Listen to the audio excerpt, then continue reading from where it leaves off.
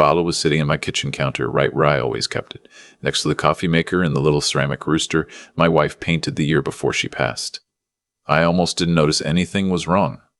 I almost didn't notice at all. I'm 67 years old.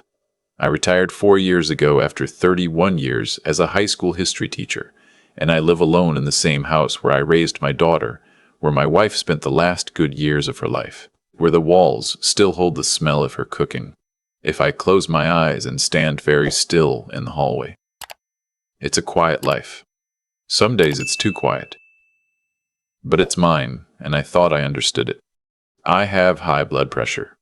Have had it since my 50s. It's the kind of thing you don't think about much when it's managed. You just take your pill in the morning, drink your water, watch the salt on your eggs, and move on. My doctor, a soft-spoken man named Dr. Self, Calloway, who has been practicing in this town for as long as I can remember, checks on me every 3 months. He adjusts my dosage when he needs to. We talk about the weather and college football, and sometimes about the fact that I should probably walk more than I do. It's routine. It had been a routine for years. My daughter moved back to town about 14 months ago. She and her husband had been living out in Phoenix, and when she called to say they were coming back, I felt something open up in my chest that I hadn't realized was closed. She's my only child. I don't have brothers or sisters anymore. My brother passed 8 years ago, and my parents have been gone even longer than that. She is, in the plainest sense, the last of what I have. She's 41 now. Her husband is 43. He works in commercial real estate, which means he knows the price of everything and the value of very little, though I didn't always think that. When she first brought him home years ago, I liked him well enough. He shook my hand firmly, looked me in the eye, asked questions about my teaching. He seemed solid. He seemed like someone who would take care of her. I want to be fair. I want to say that because the rest of what I have to tell you paints him a certain way, and I don't want to pretend I always saw it coming. I didn't. None of us ever do, not with the people we love. They bought a house about 12 minutes from mine. My daughter started coming over on Sunday mornings, the way she used to when she was young and her mother was still alive. She'd bring pastries from the bakery on Elm, and we'd sit at the kitchen table and drink coffee, and she'd tell me about the neighborhood, the neighbors, the little things she was learning, about being back in a place she thought she'd left for good. I looked forward to Sundays again. I hadn't looked forward to much in a while. Her husband came sometimes, but not often. He had weekend obligations, he said. Golf, mostly, and dinners with clients. I didn't press it. I'm not the kind of man who needs to be liked by everyone in the room. The first Sunday she came alone and didn't bring pastries. I should have registered it. She sat down across from me, and she had this look on her face. Not sad exactly, but careful. Like she was measuring how much space her words would take up. She asked me if I had ever thought about what would happen to the house. I told her I hadn't thought about it much, which was true. She said she and her husband had been talking, and they thought it might make sense, for practical purposes, for me to put the house in her name now, while I was still healthy. It would simplify things later, she said. Avoid probate. Avoid the courts getting involved. Her husband knew about these things, she said. He dealt with property transfers all the time. I looked at her across the table, and I thought about her mother, and how her mother used to say that the people who love you will never ask you to make yourself smaller so they can be more comfortable. I thought about that for a long moment. I told her I'd think about it. She smiled, and the careful look went away, and we talked about other things. But it didn't leave me. Not really. It sat in the back of my mind the way certain things do, quiet and patient, like it was waiting for me to catch up to it. The house is worth somewhere in the neighborhood of $480,000. I know that because a neighbor sold a similar house 3 years ago and I paid attention. My pension covers my costs comfortably. I have savings. I have an investment account I built over 30 years of being careful and not spending on things I didn't need. When my wife passed, everything came to me. When I pass, everything came to me. When I pass, everything goes to my daughter. She knows this. She has always known this. The conversation in the kitchen was in October. By December, she had brought it up 3 more times, and each time her husband was behind it somehow. She'd say, "We think," or "he mentioned," or "it just makes sense from a financial standpoint." The language got more certain each time, less like a suggestion and more like an assumption, like the thing was already decided, and I just needed to catch up. I stopped saying I'd think about it. I started saying I wasn't ready to make any changes yet. She didn't like that answer. I could see her not liking it, though she kept her voice pleasant and her face composed. She's good at that. Her mother was too, though, for different reasons. In January, I went to refill my blood pressure prescription. I've been going to the same pharmacy for 11 years, the pharmacist there.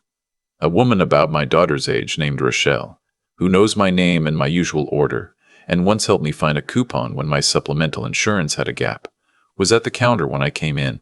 She pulled up my file, looked at the prescription she'd received from Dr. Calloway's office, and then she looked up at me over the top of her glasses. She said, "Mr. Hartley, I want to ask you something, and I hope you don't take it the wrong way." I told her to go ahead. She said the prescription that had come in that morning was different from my usual. Same medication family, she said, but a different formulation, and the dosage was higher than what I'd been taking. She said that in itself wasn't unusual. Dosages get adjusted, but this was the second adjustment in 3 months, and the previous one had already raised my dosage, and she was looking at the numbers and thinking that 2 increases that close together in someone my age was something worth a conversation. She said, "Did Dr. Calloway talk to you about this in your last appointment?" I thought about it. My last appointment had been 6 weeks before. We'd talked about football. He'd checked my blood pressure, said it was not bad, a little elevated, we'll keep an eye on it. I didn't remember him saying anything about changing my dosage. I told her I didn't think so. She nodded slowly. She said, "I'm not trying to cause trouble, but I'd like you to call his office before you pick this up, just to confirm. Because if there's been a miscommunication somewhere, and you take this at this level, it could make you feel very unwell, could affect your heart rate, your balance. And someone your age, a fall is nothing to take lightly." She said it gently. She said it like someone who had been doing this job long enough to know when to speak and when to stay quiet. And she had decided this was a time to speak. I thanked her. I took the slip of paper with the prescription number, and I walked outside into the cold January air, and I stood by my car for a minute with my hands in my pockets. Then I drove home without the medication. I called Dr. Calloway's office that afternoon. His nurse checked the file. There was a refill request, she said. It had come in through the online portal. She put me on hold. When she came back, she sounded slightly uncertain. She said the request had come through the patient portal, logged under my account. She said Dr. Calloway had approved it because he had assumed I was requesting it based on symptoms. He hadn't flagged it for an in-person review because the portal request had included notes about dizziness and high readings at home. I told her I hadn't logged into the patient portal in over a year. I told her I hadn't sent any notes.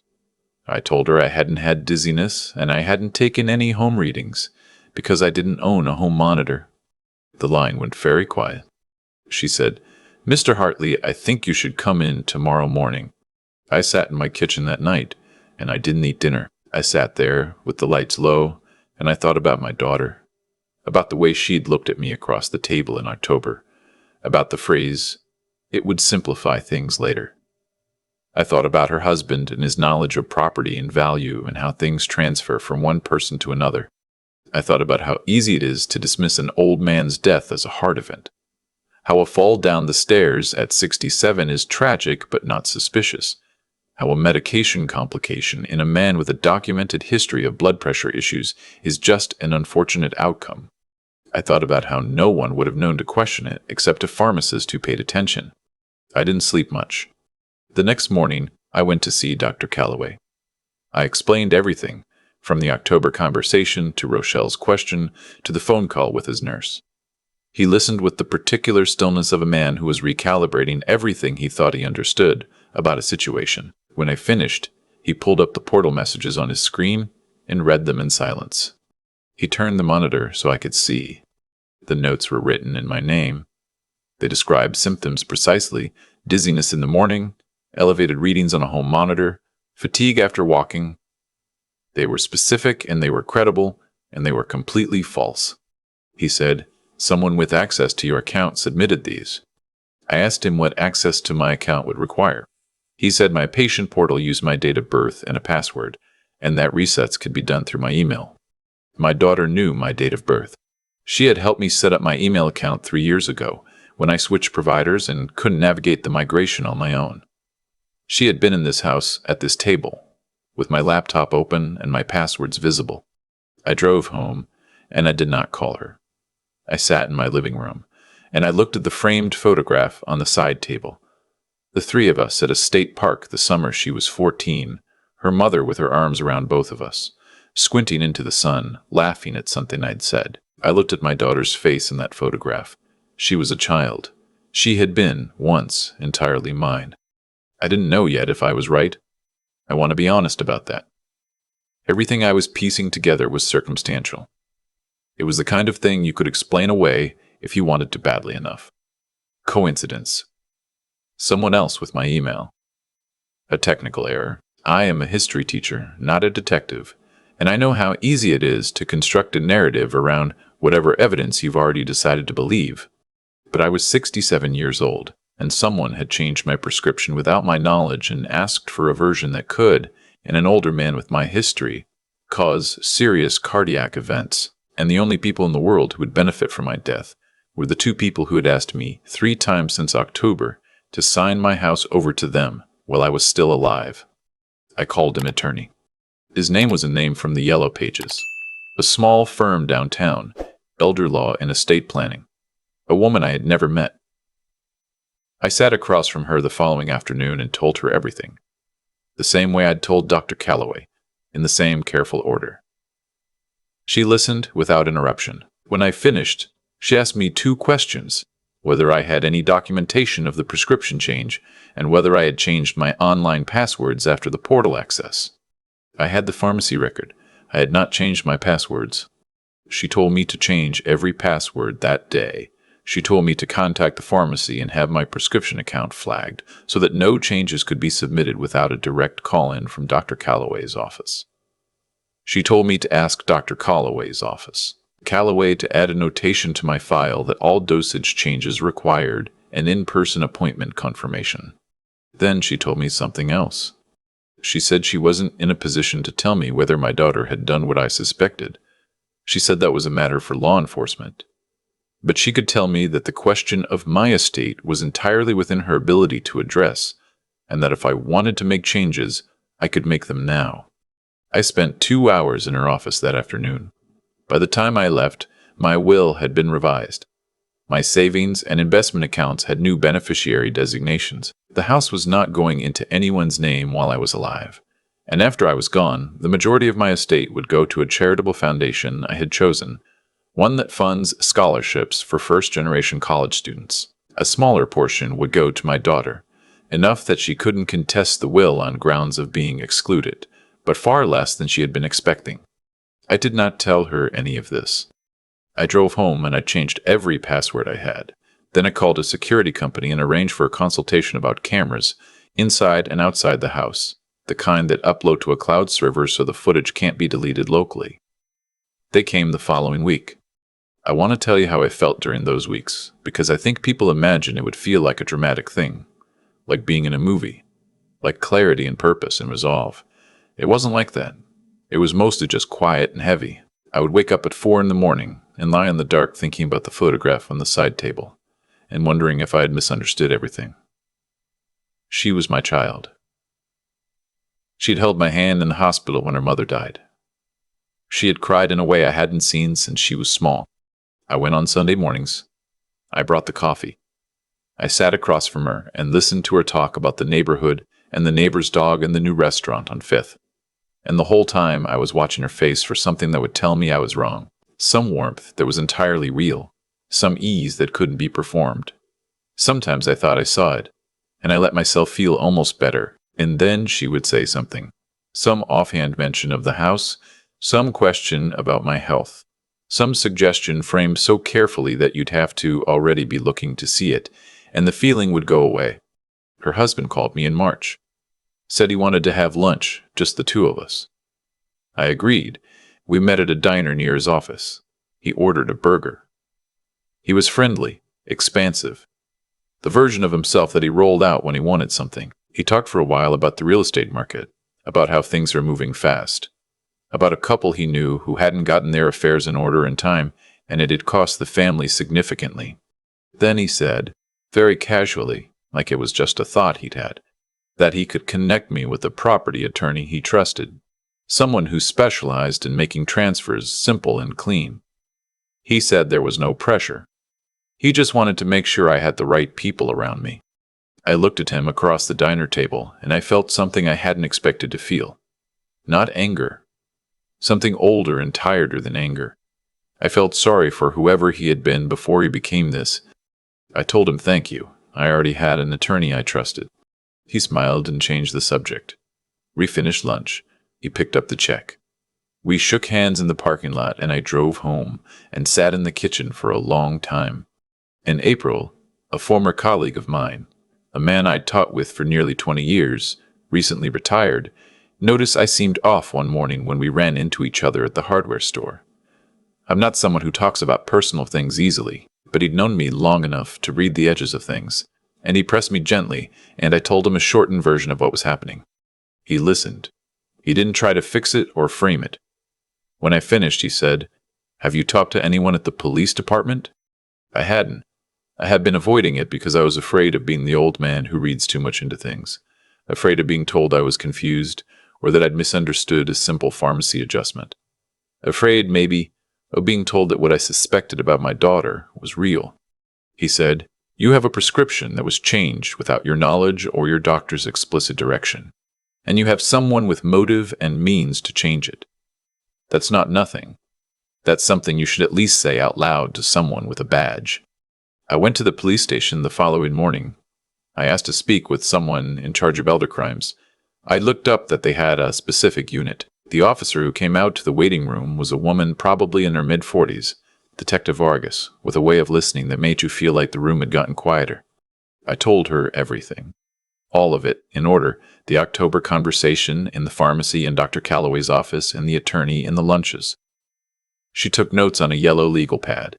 She asked careful questions, not skeptical questions, but the kind that fill in the edges of a picture. When I was done, she sat back and she said, "You did the right thing coming in."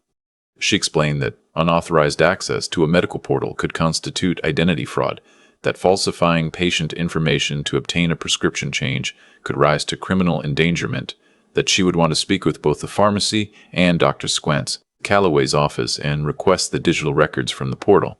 She said these things might take time. I told her I understood. She asked me to keep everything as normal as possible. Keep Sunday mornings. Keep answering my daughter's calls. Don't give any indication that anything had changed. I nodded and walked back to my car and sat there for a few minutes before I started the engine. I thought about the photograph on the table. The summer she was 14, her mother's arms around us both. I drove home and I made dinner and I watched the evening news and I went to bed. Normal. Keep things normal.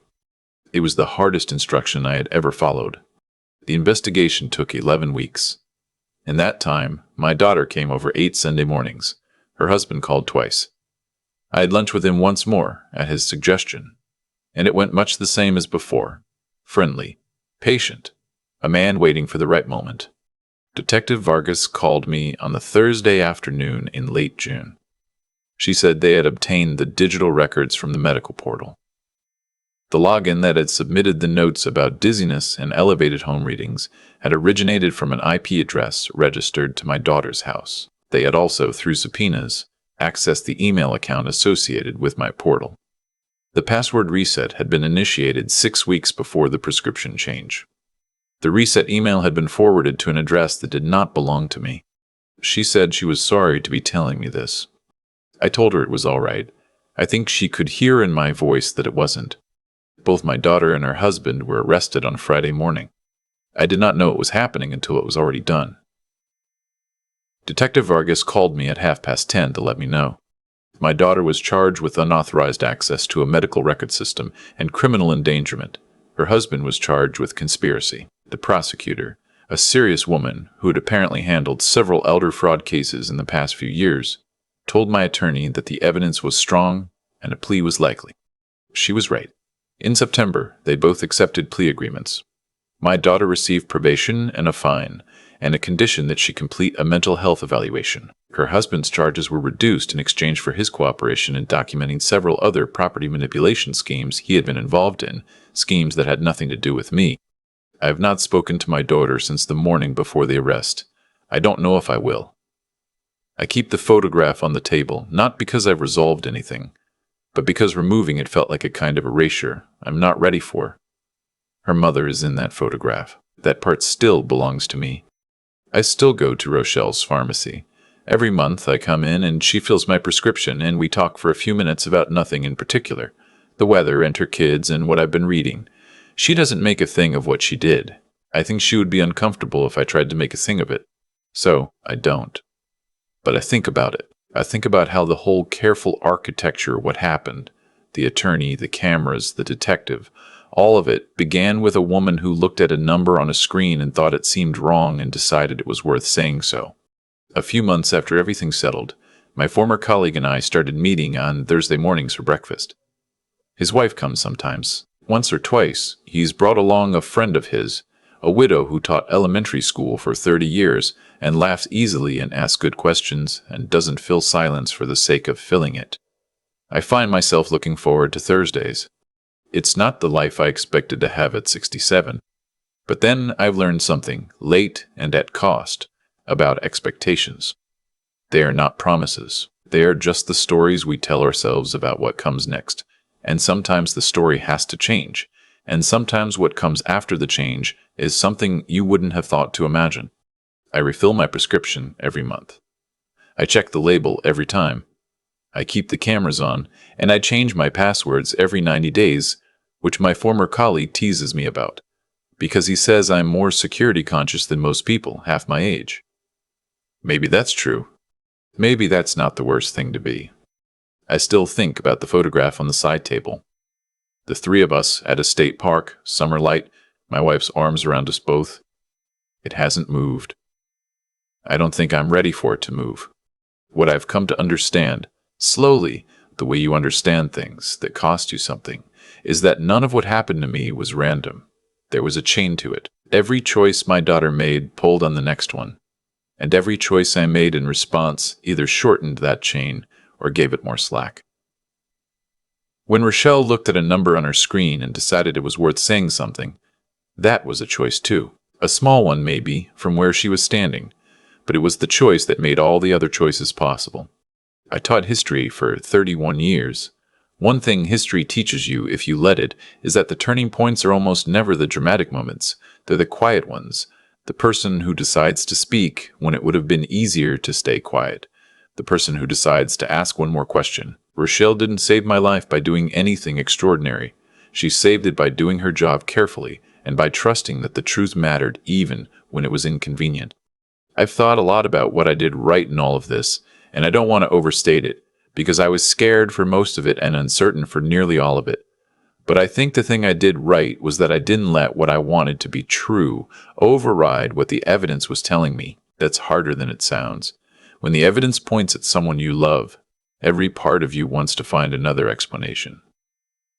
I had to keep going back to the facts. The IP address, the portal login, the password reset, and I had to let them mean what they meant, even when it hurt to let them. That's not intelligence, exactly. It's more like a kind of discipline. A refusal to look away from what's real because the real thing is painful. I think that discipline, the willingness to see clearly even when clarity costs you, is maybe the most important thing a person can carry. It doesn't come naturally. It has to be practiced like anything worth having. And then there's the question of what you do after you see clearly. You can see the truth and still do nothing. I know people like that. They saw something wrong and told themselves it wasn't their business, or that it would sort itself out, or that the price of acting was too high. I understand that impulse. I felt it myself more than once during those long weeks of keeping things normal. But there is a kind of quiet courage in continuing to act correctly when everything in you wants to just close the door and hope the problem goes away. I kept making appointments. I kept changing passwords. I kept showing up to Sunday mornings and pouring coffee like none of it was happening. It was the hardest thing I've ever done. And it was also, I think, the right thing. My former colleague and I have breakfast on Thursdays now. Sometimes his friend joins us. I look forward to it in a way I didn't expect to look forward to anything again. What I did not expect was that getting through the worst of something could clear space for the best of something. But that's what happened. And I think that's worth saying out loud.